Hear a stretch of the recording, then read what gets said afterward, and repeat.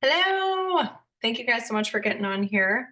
Um, I'm super excited to share this info with you. All of the good stuff that I have been learning from the incredible Bob Heilig. So I really can't take much credit for this, but it just is making me feel so much more confident in something that we can be doing with our businesses and be doing again.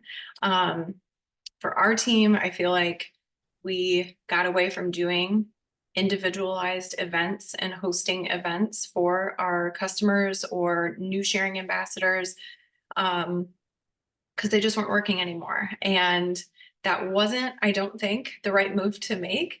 We should have kept doing them. We needed to do them in a different way. We just didn't know how. And so I really, truly feel like this is the answer. And it will lay like the framework on how we just need to tweak a few things. I think we've always done really well in trying to host events that serve our potential customers and answer their questions and everything. But there's just some extra steps that we can implement, and I think it'll make all the difference in the world. So I'm going to jump into it. So there are, when done the right way, there are 4 huge benefits to party hosting. One of those is lead generation. So every single person who gets into the party, they are an engaged lead, or what Bob calls even a hot lead. They're highly qualified as a lead. They've accepted the invite into the group. That is somebody that you then should be following up with. Number 2 is increased activity. Parties obviously are going to drive activity of new shares. So if we have VIP customers that we are trying to help go silver or just help share for the first time, this is going to get them results much quicker when we can get all of this information loaded out to 10, 15, 30 people, however many they invite, all in one shot, instead of them having to go on social media and make posts and slowly grow their engagement and interaction and interest that way. 3, better conversion. 74% of people surveyed have said that they are more likely to buy a product when attending an event, whether that's virtual or in person. 74% of people have said more likely to purchase it just by being in an event space rather than being sold to or shared with on just like in general on the internet. And the 4th thing is community and connection. Something we all know and love about this opportunity and what it's brought to our lives. So it just immediately is putting that into place for somebody who is either hosting the event or the people who are getting into it. So talking a little bit more about each of those things just to understand like why we want to implement these changes with events with lead generation. So again, like I said, every single person who is getting into that event and they agree to be in there, that person is a qualified lead at that point. They clearly have some sort of interest, even if it's just a smidge enough to get in there and learn about it. They're a qualified lead.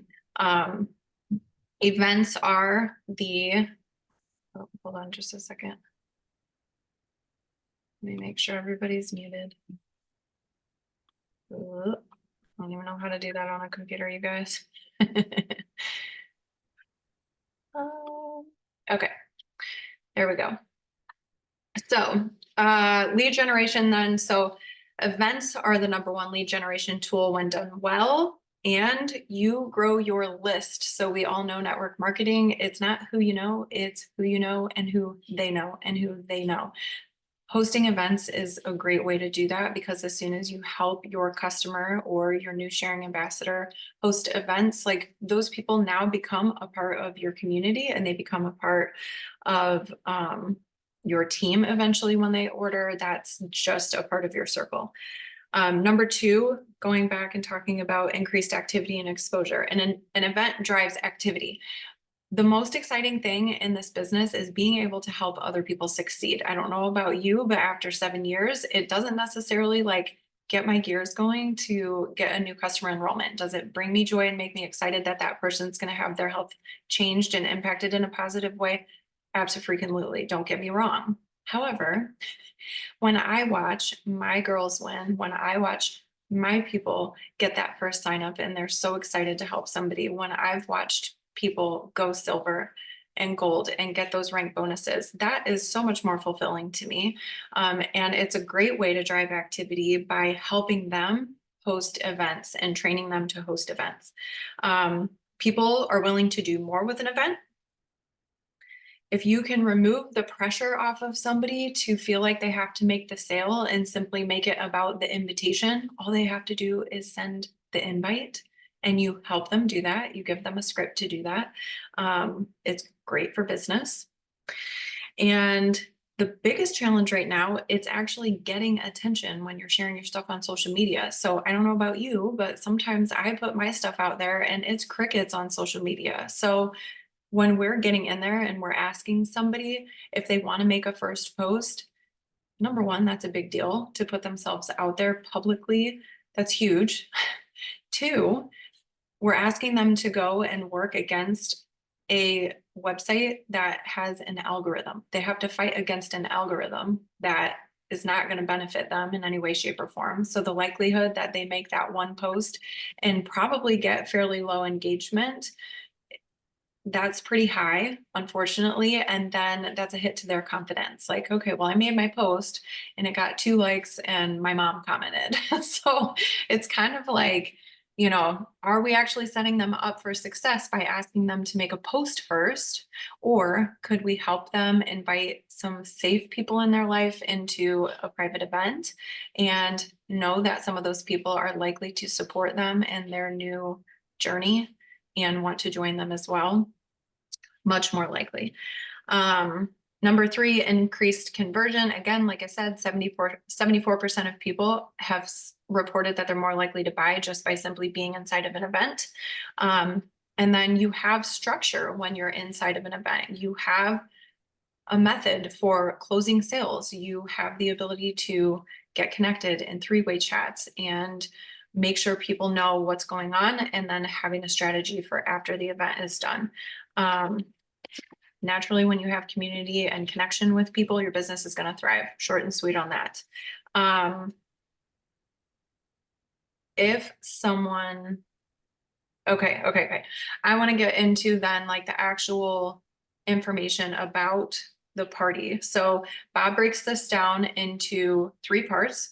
So we need to have a high focus on before the party, after the party, or during the party and after the party, before, during, and after. Duh. Okay. But having a clear vision and a clear idea on what we're going to do in each of those sections is a big deal. He also talks about how it's incredibly important to be spending most of your time and energy before and after. So during the event is actually like the least important part, even though we want to get like good quality information out there to them and provide value while they're in it. It's actually before and after what makes the event most successful in terms of coming at it from a business minded standpoint. Like, we want to host events in order to make sales. We don't want to host an event and feel like it was a complete waste of time. And anybody else been there, done that, don't want to do it anymore. That's why we quit and gave up on doing events. And it's just not, it's not a thing anymore. So I feel like we need to just dive into this and just kind of rearrange our focus. So a couple of the biggest mistakes people are making when it comes to before the party.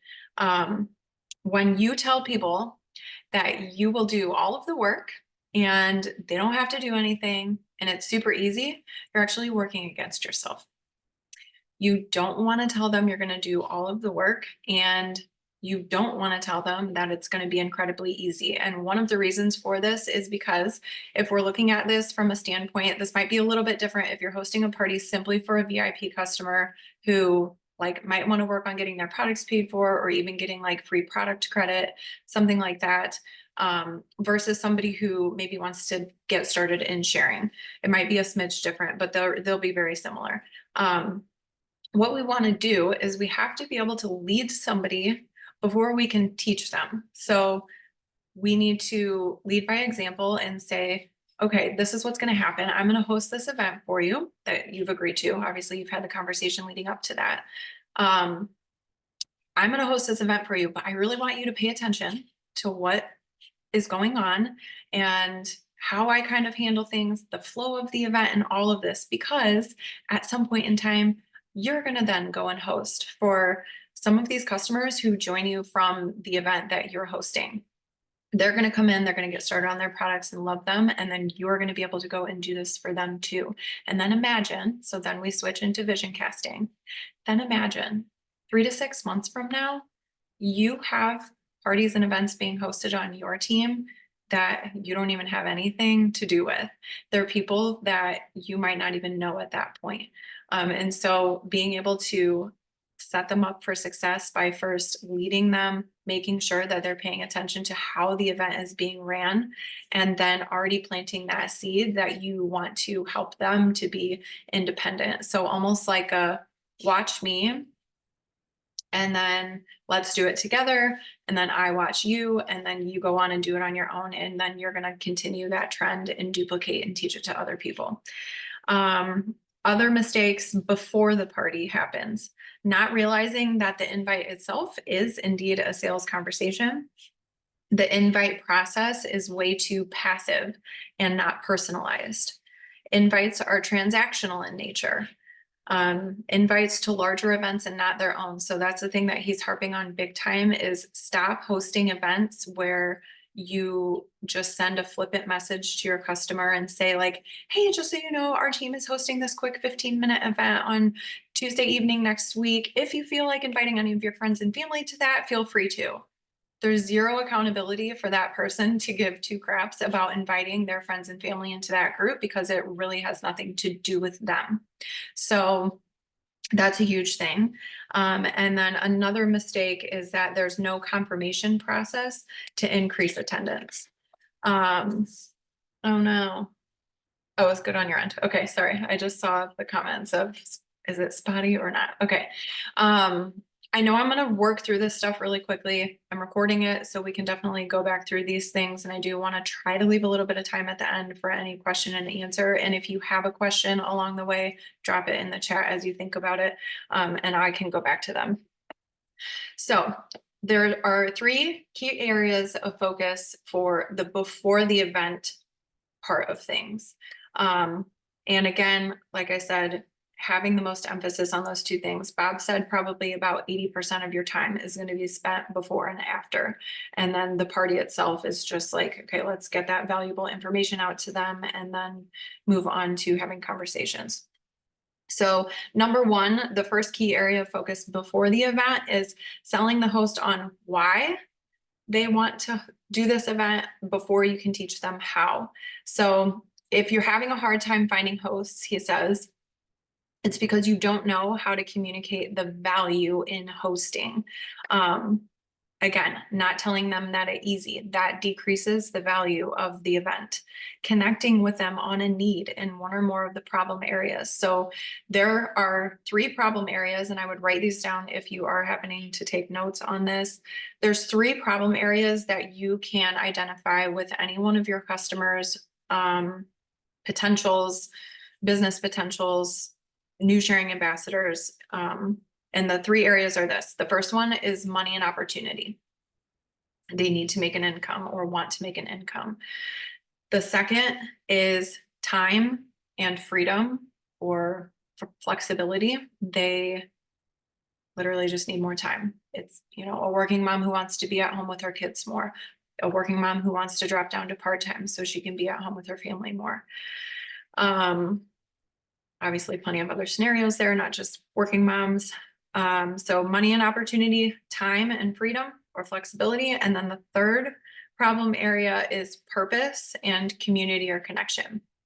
So there was an example for this of somebody who, she had a happy customer. She had been a customer for like a year, and her customer reached out to her and she's like, hey, I think that I want to start sharing about these products. I've been loving them. And I think I'm just ready to start sharing them with people and excited about that.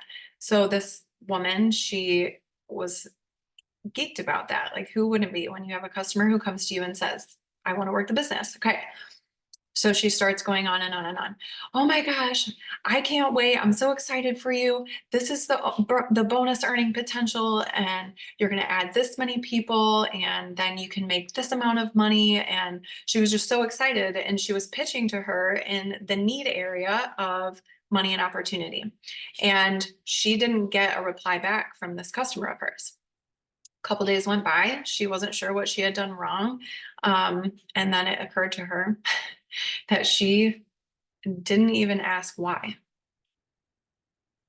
That simple question would have been the connecting point to figure out, like, yeah, why all of a sudden do you want to share about these products after a year of taking them?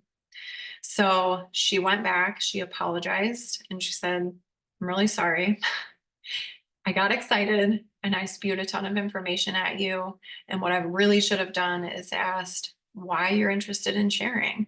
And she got a response at that point, and her customer said, I'm really just looking for community. I'm a stay-at-home mom, and I'm so lonely at home all the time with my kids. And I just need some people to talk to, and I want some people that I can be a part of something with that's bigger than wiping butts and counters and folding laundry. So it was just like a missed opportunity at that. So I want you guys to keep that in mind big time when you're having conversations with your customers. Be looking for problem areas like that fall in one of those categories, and make sure that you're making note of that somewhere, to pay attention to it. So this is how we build value around hosting an event for them. When they communicate one of those needs that they have in one of those problem areas, you can then tie it to offering them to host an event. One example of this is you have somebody who maybe confides in you and says that they have a lot of credit card debt hanging over their head, and they need to make some money to pay off their debt, or want to make some money to pay off their debt. That immediately, they fall in the money and opportunity category. So it's probably fair game to talk to them about how much they might make. So then you can say to them, hey, Hannah, thank you so much for sharing that with me. First of all, like, I'm sure that, that was something like confident in your, or what do I want to say, in confidence, sharing it in confidence with me, about your life. And I really appreciate you opening up to me. I really think that we could host an event for you where you can invite your friends into it. I show you how to run this event, and we share about these products that you're loving. When you get 3 people to join this with you, you're going to make about $300 to $400. And what I want to know is, what credit card are you going to put that money towards? So then you're tying back into their problem. So it's not simply just hosting an event and making $300 or $400, but you're tying back into their problem so that they know, number one, you really hear what they're communicating to you, what they need in their life. And number two, they immediately feel the value of that. If somebody said that to me, I would start dreaming. That would immediately start my wheels spinning in my head, like, oh my gosh, yeah, I could make $300 or $400 and pay off my Visa credit card or whatever is hanging over my head. That hospital bill, my taxes that I need to pay on that I'm late on, whatever the case may be. So that's just an example, but definitely a good one to keep in mind. And focus on what you want them to achieve, make a goal with a specific dollar amount. So again, then making sure that you're tying that back into one of their needs. And you can also create those dollar amount goals for the other categories, like time and freedom flexibility, as well as the purpose and the community and connection.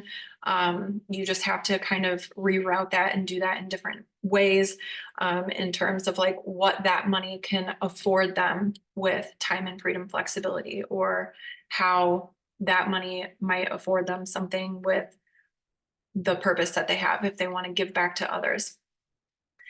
Number 2, second key area of focus before the event is to set expectations and then actually gain an agreement on the number of invites that they're going to send. This is a big deal because you don't want to just wing it and say, just invite a couple of your friends. obviously we know the more people, the better. What Bob said is that you probably want to like reverse engineer the process. So if you communicate with somebody and they express that they would love to try to help 3 people and they want to go silver, realistically, they probably need at least like 15 people in that event to maybe have 3 sales come out of it. And then to get those 15 people in the event, they would probably want to send 30 invites. So double the amount of invites to actually get 15 people to agree and get into the event itself. So you can adjust that based on what goal you agree on with them. That's going to meet their needs and maybe the pace that they want to work at. You have to have a script. He says that scripts are not bad. Do not be afraid of them. I know that's something that we use and we are pretty cautious about it in terms of like how we speak to people. We always want to be authentic. We want to treat people, not as a sale.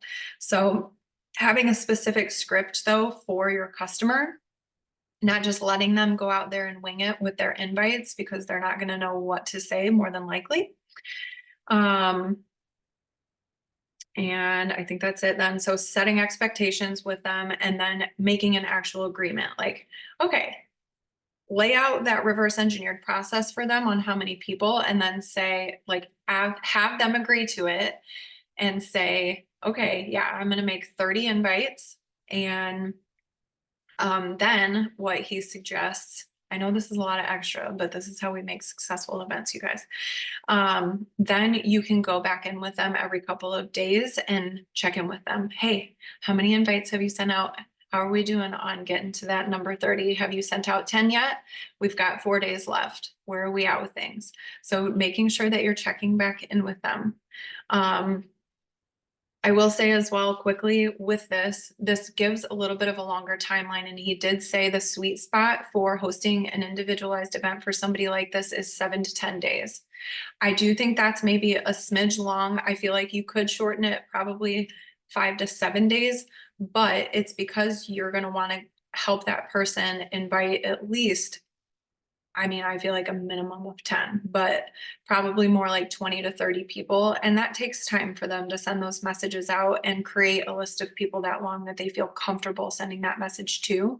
And you want to be able to provide them encouragement over that time and not just give them like a quick 24-hour window where they have to like blast out a list of messages and they feel super overwhelmed about that.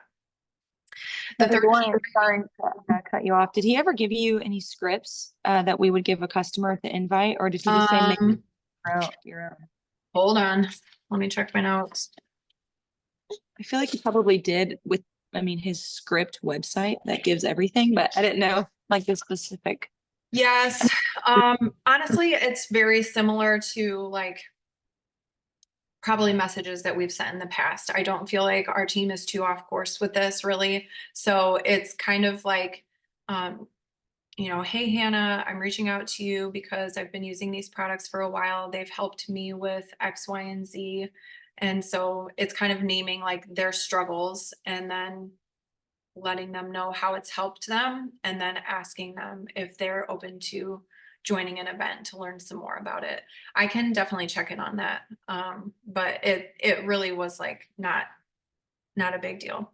And then step 3 in the key areas of focus before the event happens is creating a clearly defined process for how they go about inviting these people. So specifically, he talks about a 2-step or a 2-phase confirmation process. And this is one of the big things that is missing from most people, or most people are not doing. So they're sending that initial invite.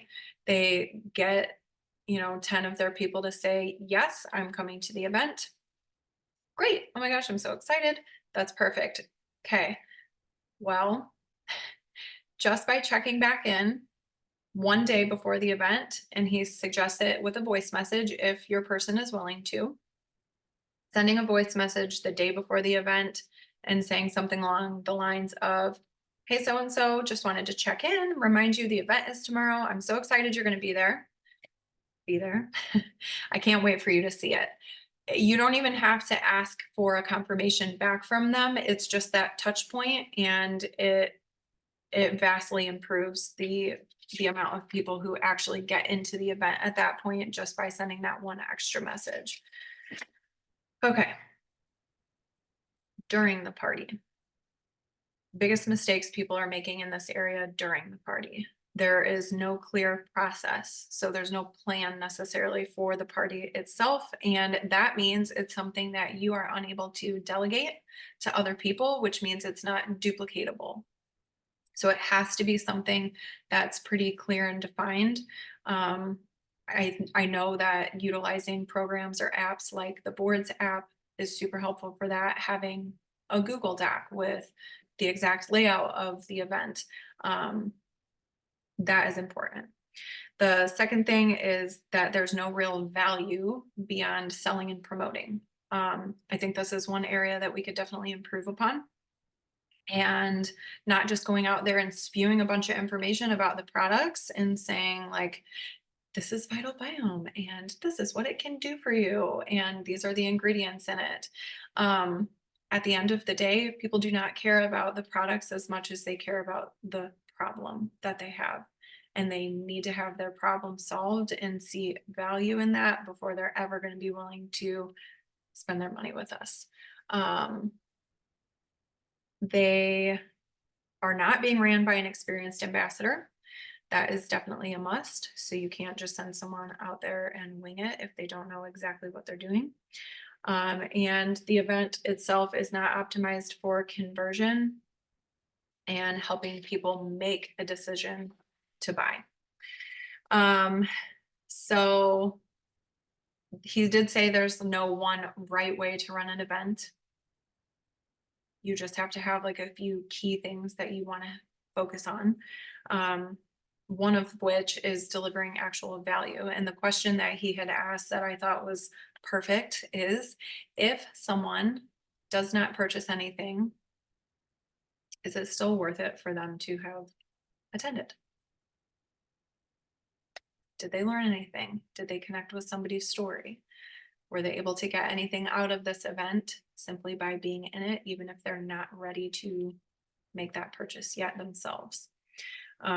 He talks about sharing stories of people that they can connect to. So definitely utilizing testimonies, and even encourages sharing about the mission, vision, and values of your company or your team or you personally, and with regards to your business and how you work it.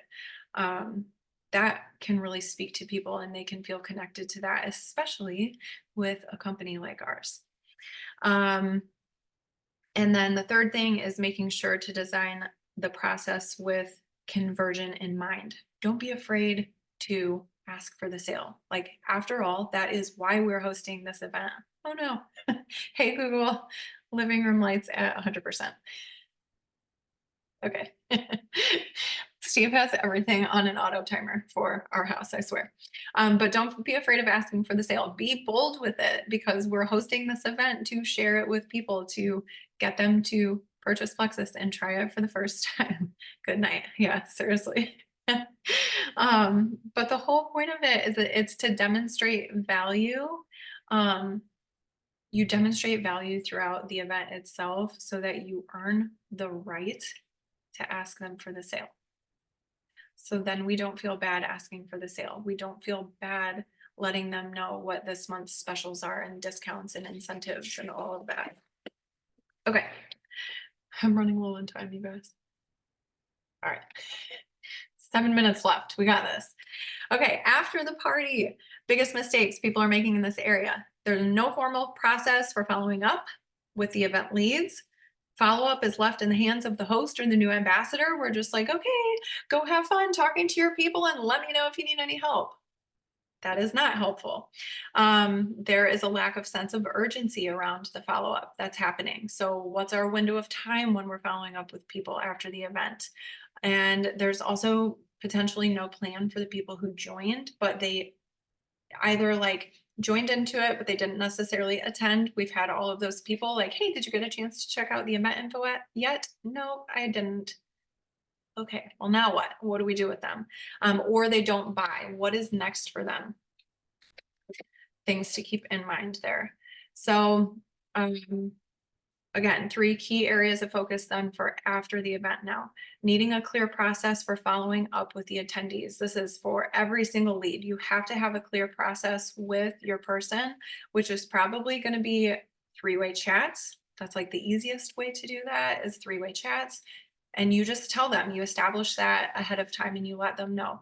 You're going to get any person plugged into a 3-way chat with me so that we can all have a conversation and you don't have to stress. I'm going to show you how to have these conversations so that you can learn the process, and then it's going to be built into how you continue to do things on your own independently going forward.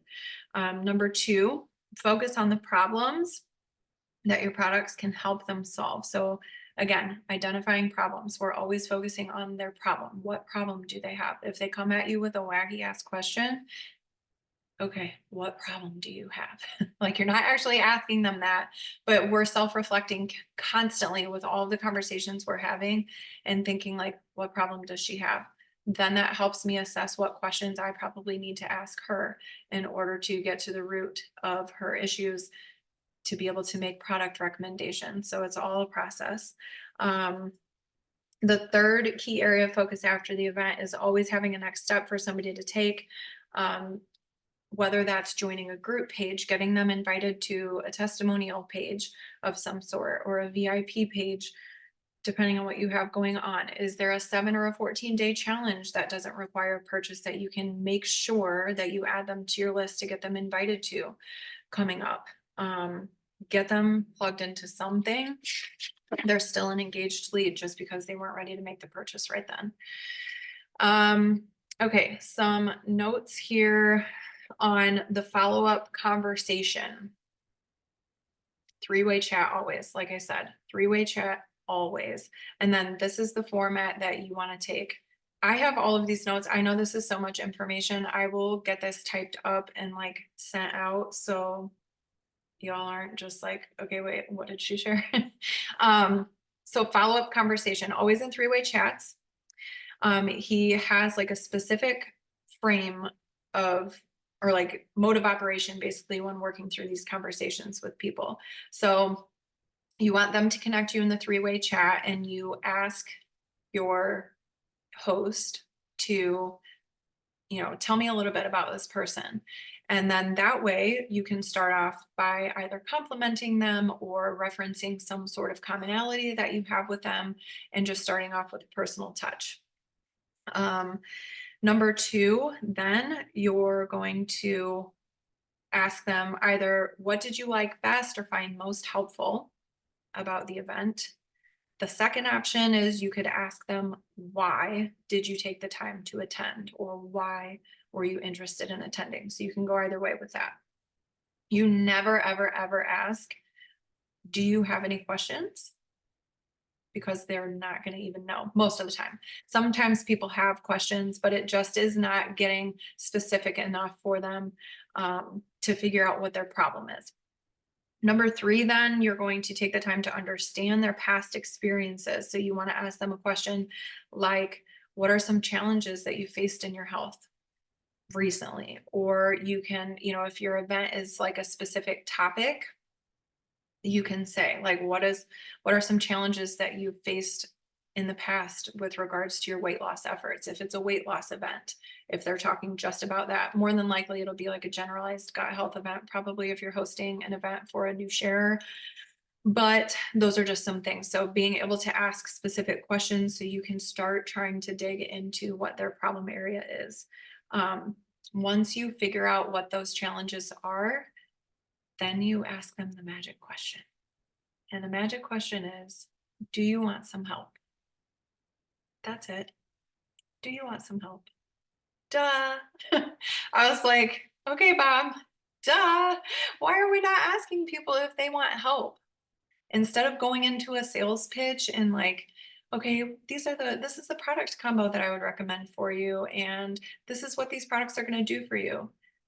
Do you even want help? Are you at a place where you want help? It also having them verbalize that they want help out loud, it shifts their mindset where they have a connection with you at that point and you are building trust with them. And you have ground to stand on to make the product recommendations where you're not just trying to push them into a sale, but you're leading them into a product purchase. And those are two very different feelings for sure. Then after that, you can go into sharing product recommendations, talking about pricing if that comes up, and all of those things. Number 2 in the chat, again, it's either asking like, what did they like best or find most helpful? Or you can ask them, why did you take the time to attend? Or why were you interested in attending? We have less than a minute. I got through all of it. I know that was like super speedy, but you guys can definitely get back in and listen to this recording again. I hope you will, and we can chat about things separately. I know I was hoping to have some time for Q&A and we ran out of it, but I'm really excited about this. I think it's going to be so good for us, and we can continue to chat about all of this. Thank you so much for getting on tonight, and let's go rock some events. See you guys. That's so good. Thank you, Lauren. Yes.